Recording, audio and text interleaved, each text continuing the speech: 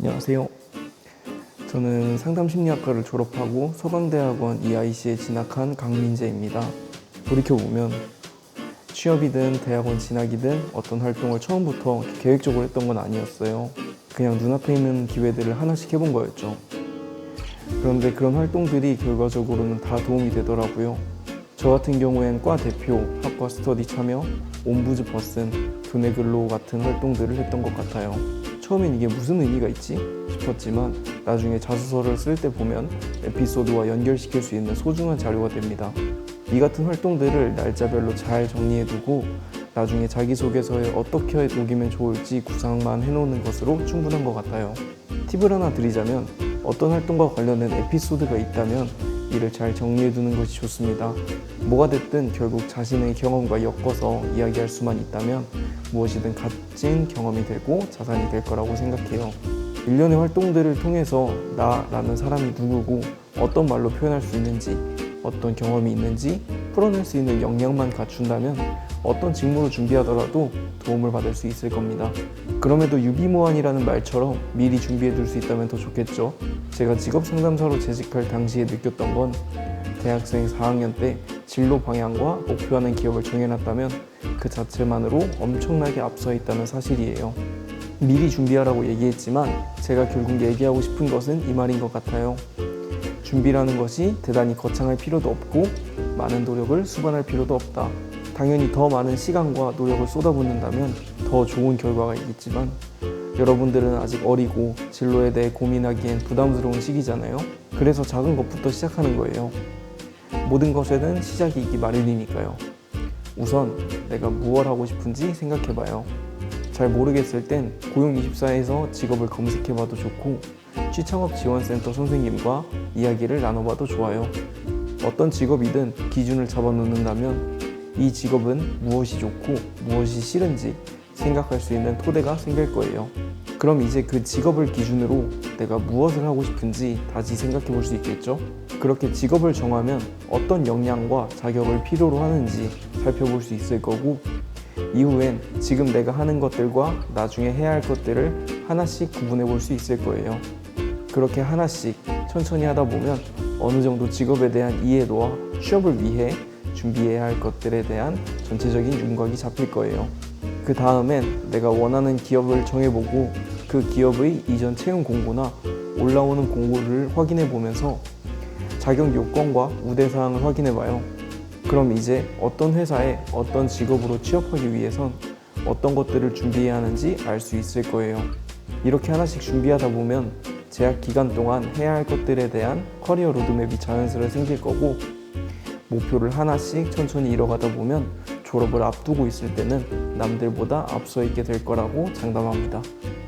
그리고 한 가지 더 말씀드리고 싶은 건 작은 기록의 힘이에요. 저는 활동을 그냥 경험으로 두지 않고 짧게 메모하거나 하루를 정리하는 습관을 들였어요. 나중에 보면 그 기록이 자소서 소재로도 면접 답변으로도 자연스럽게 활용되더라고요. 또 학교에서 열리는 특강이나 취업 설명회에 꾸준히 참여했는데 사실 당장은 도움이 안 되는 것 같아도 몇 년 뒤 생각해보면 제 사고방식이나 진로 탐색에 큰 영향을 준 경우가 많았습니다. 즉, 준비라는 건 거창한 게 아니라 지금 당장 실천 가능한 아주 작은 습관에서 시작된다고 생각합니다.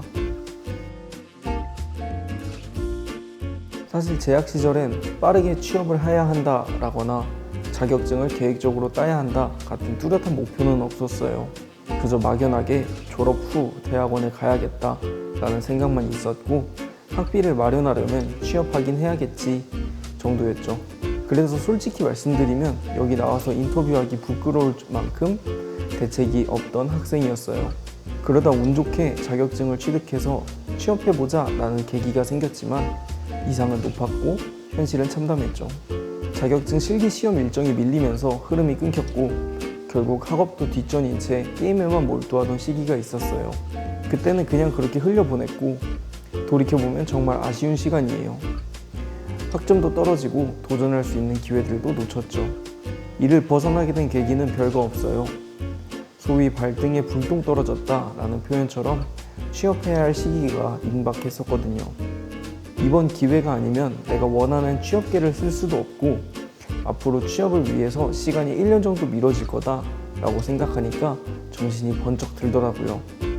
마치 게임 속에서 이루고 싶던 목표도 달성한 시점이라 마음을 다시 학업과 자격증 준비로 돌리기가 더 수월했어요. 게임도 후회가 남지 않을 만큼 최선을 다해서 했었거든요. 그때부터는 게임을 하던 열정보다 더 대단하게 공부만 했어요.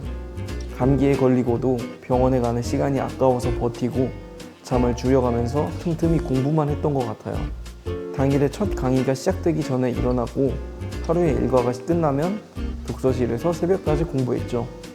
짧다면 짧은 2개월 정도의 시간이 흐르고 결국 성공해서 여러분 앞에 서게 됐네요.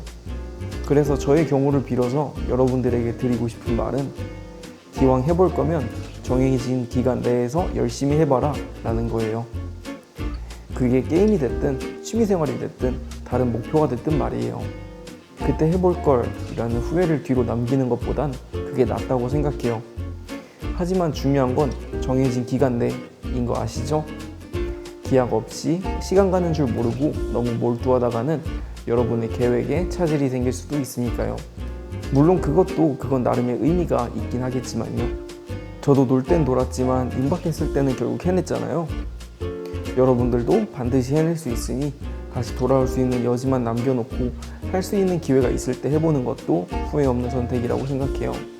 돌이켜보면 이 자격증을 취득해서 어떤 직업으로 취업해야겠다 라는 구체적이고 확실한 목표가 있었기 때문에 더 여유 부릴 수 있었던 것 같네요.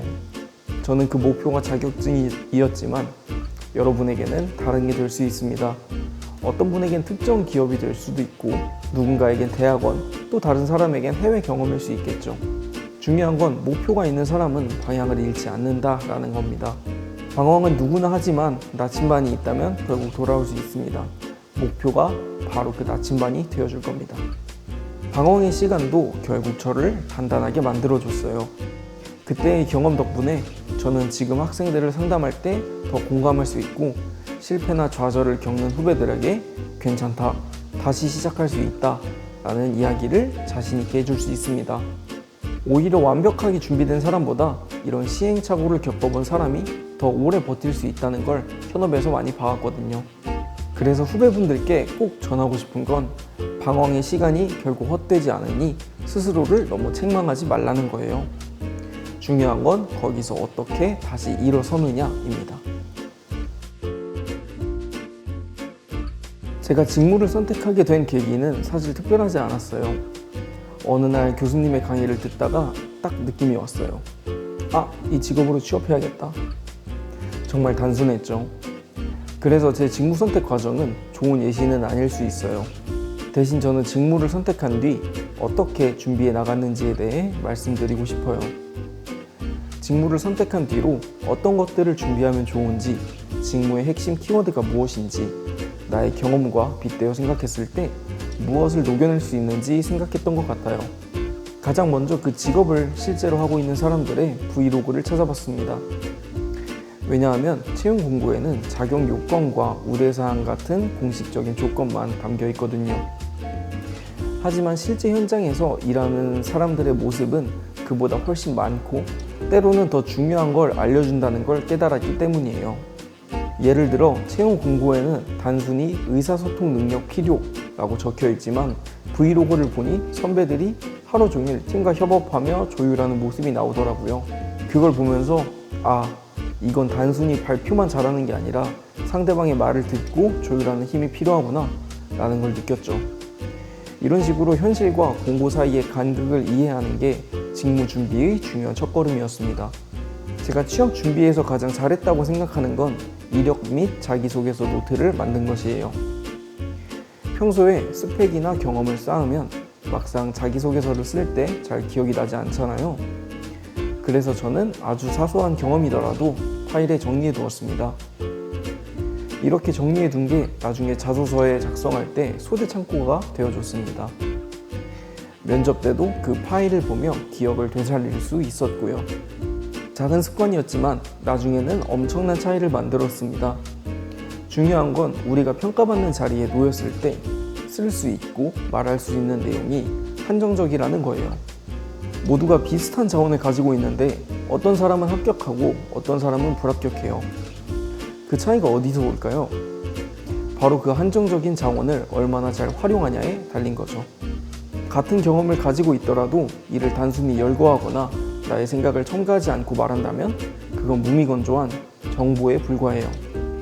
그리고 그런 정보들은 읽는 사람, 듣는 사람에게 크게 와닿지 않죠. 우리는 그 정보를 나라는 사람을 브랜딩하고 직무와 연결지어서 이야기할 수 있어야 해요. 제가 직업 상담사로 있으면서 느낀 건 스펙이 부족한데도 합격하는 학생이 있고 반대로 스펙은 훌륭한데 계속 떨어지는 사람이 있다는 거예요.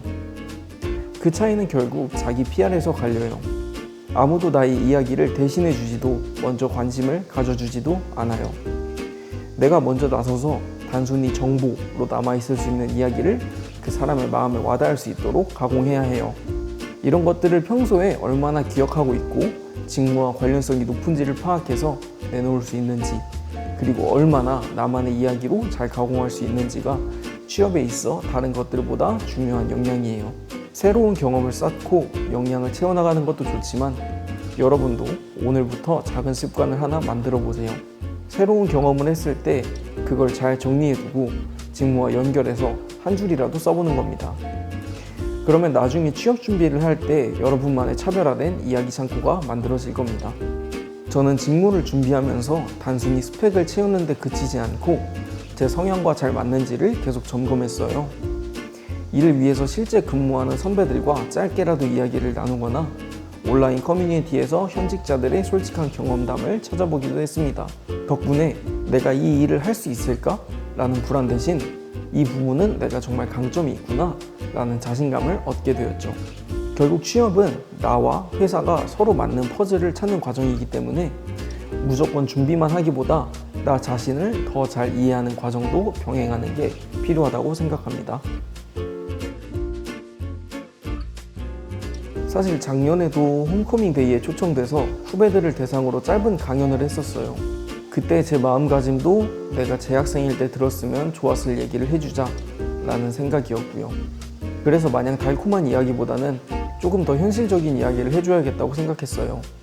왜냐하면 20대 청년들이 직장에서 2년 내로 이직하거나 퇴사하는 경우가 압도적으로 높기 때문이에요. 실제 통계를 보면 90%를 훌쩍 넘는 것으로 알고 있어요. 이건 개인의 커리어나 역량 개발과 같은 각자의 사정이 포함된 수치겠지만 상상과 현실의 괴리로 인함도 크다고 생각했어요. 실제로 저희 동기 중 비슷한 이유로 취업했다가 이직 또는 퇴사한 친구들이 대다수이기도 하거든요. 기대를 낮추고 본 영화가 더 재미있게 느껴지듯 지피지기 백전불태라는 말이 있듯 내가 지원하고자 하는 분야에 대한 현실적인 이야기는 많이 알면 알수록 좋다고 생각해요. 무엇보다 무엇을 어떻게 왜 준비해야 하는지 알 수 있다는 점에서도요. 그래서 제가 추천하는 방법은 현직자와 대화를 나눠보는 것이에요. 제가 이 자리를 빌어서 궁금해할 수 있는 질문들에 대해 이렇다 저렇다 이야기해 줄 수도 있지만 그건 너무 한정적이잖아요. 또 작년에 느꼈던 것은 제가 궁금할 수도 있겠다라고 생각한 부분들이 실제 취업을 준비하는 사람들 입장에서는 그냥 잔소리에 불과하거나 필요 없는 경우도 더러 있었거든요. 그래서 어떤 형태로든 현직자와 직접 대화하면서 궁금한 점을 물어봤으면 좋겠어요. 교수님께 도움을 요청하면 현직자를 소개받는 건 크게 어렵지 않을 거예요. 물어볼 수 있는 질문들에는 일하면서 가장 어려운 점이 무엇인가요? 그럼에도 일을 계속하게 하는 원동력은 무엇인가요? 자격증과 같이 보여지는 것 외에 어떤 것을 갖춰야 일할 때 도움이 될까요? 직무에 대해서 생각했던 것과 현실에서 가장 괴리가 큰 부분은 무엇인가요? 현재는 이럴 것 같다 라는 실무에 대한 막연한 추측만 있지만 향후엔 실무에 대한 전반적인 이해는 물론 현실적인 부분까지 알게 됐을 거예요. 이런 부분을 자소서나 면접에 녹여서 직무 이해도를 보여준다면 합격률도 올라가겠죠? 이야기가 나와서 말인데 직무 이해도는 취업에 있어 가장 중요한 요소 중 하나예요. 가령 편의점 아르바이트생을 뽑는다고 가정해 볼게요. 만약 면접자가 찾아와서 저는 새벽에 물류물량으로 인해 힘든 상황에서도 손님들에게 웃음을 잃지 않고 대할 수 있습니다. 라든지 편의점의 깔끔한 외관과 맞는 청결 상태를 유지하기 위해 점포 내 청결뿐 아니라 점포 주변의 쓰레기도 치우겠습니다. 와 같이 구체적이고 현실적인 이야기를 한다고 하면 여러분들은 어떨 것 같으세요? 직무에 대해 상세하게 알고 있을수록 그것을 잘 해낼 수 있다고 증명해낼수록 취업에서 유리할 수밖에 없어요. 직무 이해도를 높이기 위해서라도 현직자와의 인터뷰가 중요하다는 사실 이제는 알겠죠? 원래 이야기로 돌아와 볼게요. 직무에 대해 너무 많이 아는 것이 때로는 독이 될 수 있어요. 때로는 모르는 게 약이라고도 하니까요. 정말로 전부 다 따지다 보면 하고 싶은, 할 수 있는 일이 하나도 없을지 모르지만 그래도 괜찮아요. 매도 먼저 맞는다고 내가 나아가야 할 방향이 정해졌고 이로 인해서 직무를 포기할 정도가 아니라면 직무와 관련해서 현실에 기반한 기준점을 얻은 것과 다름이 없기 때문이에요. 결국 중요한 건 머릿속에서만 고민하지 말고 발품을 팔아서 직접 부딪혀보는 거예요. 처음부터 완벽할 필요 없어요. 내가 어떤 일에 끌리고 어떤 일은 나랑 맞지 않는지 알게 되는 것만으로도 이미 반은 온 거니까요. 당시 저에게 가장 필요했던 건 정답은 없다 라는 말이었어요. 우리는 늘 누군가가 알려주는 정답을 찾으려고 하지만 사실 취업 준비에는 정해진 길이 없습니다. 오히려 여러 번 부딪히고 실패하면서 자신만의 길을 만들어가는 게 훨씬 더 현실적이죠. 그래서 저는 후배분들이 누구나 가는 길을 따라가기보다 자신만의 속도로 다양한 시도를 해보길 바랍니다. 그 과정에서 실패할 수도 있지만 그 실패조차 여러분의 자산이 되니까요. 지금 당장은 잘 보이지 않아도 나중에 돌아보면 분명 의미 있는 자취가 되어 있을 겁니다. 제가 늘 하는 얘기가 있어요. 잘해왔고, 잘하고 있고, 잘할 거다. 여러분들은 이미 지금까지 숱한 어려움과 위기를 넘어서 여기까지 왔어요. 막상 사람 일이라는 게 그래요. 일이 닥치기 전엔 할 수 있을까 생각하다가도 막상 일이 닥치면 또 하게 되고 시간 지나고 보면 에이 별거 아니었네 하게 되는 것 같아요. 여러분들은 이미 수많은 어려움과 위기를 이겨내고 여기까지 왔습니다. 시험, 과제, 대외 활동, 인간관계 등 분명 쉽지 않았을 텐데도 지금 여기 자리까지 버텨냈잖아요. 그러니 앞으로 다가올 일들 역시 해낼 수 있다고 믿어요. 일이 닥치기 전까지 늘 불안하고 과연 내가 할 수 있을까? 라는 의문이 앞서지만 막상 부딪히고 나면 결국 해내는 게 우리잖아요. 시간이 지난 뒤 돌아보면 그렇게 큰일 아니었네 하고 말할 때가 많았죠. 그러니 벌어지지 않은 일을 미리 두려워하지 않았으면 좋겠어요. 왜냐면 여러분들은 잘해왔고 잘하고 있고 잘할 거니까요. 그리고 도전하세요. 얼마 전에 굉장히 인상 깊은 쇼츠를 하나 봤는데요. 세 관역이 있고 그 앞에 선 캐릭터들이 활을 쏘고 있었어요. 첫 번째 관역 앞에 선 사람은 활 시위를 당길지 말지 고민만 하다가 활을 내려놔요. 그러니 관역엔 당연히 꽂힌 화살이 하나도 없어요. 두 번째 관역 앞에 선 사람은 단 한 발의 화살을 쏘고 활을 내려놔요. 마찬가지로 관역에는 어떤 화살도 없어요. 세 번째 사람은 처음부터 영상이 끝날 때까지 관역에 화살이 맞아도 맞지 않아도 계속해서 활 시위를 당겨요. 그러니까 영상이 끝날 즈음엔 관역에 두세 개의 화살이 남아있어요. 관역에 꽂힌 화살을 성공이라고 한다면 성공을 쟁취하기 위해 필요한 건 특별한 능력이나 완벽한 준비가 아니에요. 오직 활 시위를 당길 수 있는 시도하는 용기입니다. 대부분의 사람들은 실패가 두려워 시작조차 하지 않거나 한두 번 실패에 멈춰버려요. 하지만 끝까지 활 시위를 당기는 사람만이 결국 관역에 화살을 남길 수 있다고 저는 생각합니다. 여기서 얻을 수 있는 교훈은 우리 중 대다수는 활 시위조차 당기지 않는다는 것, 그리고 실패가 두려워 한두 번의 시도에서 멈춘다라는 거예요. 세 번째 사람을 보면 어떤 것도 개의치 않고 계속해서 활 시위를 당겨요. 그리고 고작 해봐야 화살이 관역에 두세 개 꽂힐 뿐인데도 멈추지 않아요. 무엇보다 화살이 관역에 맞았다고 하더라도요. 일단 무엇이든 시작하는 자세, 실패하더라도 꿋꿋하게 밀어붙이는 자세, 성공을 쟁취하더라도 안주하지 않고 계속 나아가는 자세가 그 짧은 영상에 담겨 있다고 생각했어요. 그러니까 여러분들도 내게 주어진 화살이 몇 개밖에 없고 활 시위를 당기는 게 얼마나 힘든 일이고 관역을 못 맞췄을 때 얼마나 부끄럽고 이런 생각에서 벗어나서 일단 시작해봤으면 좋겠어요. 성공하기 위해선 시도가 반드시 수반되어야 하니까요.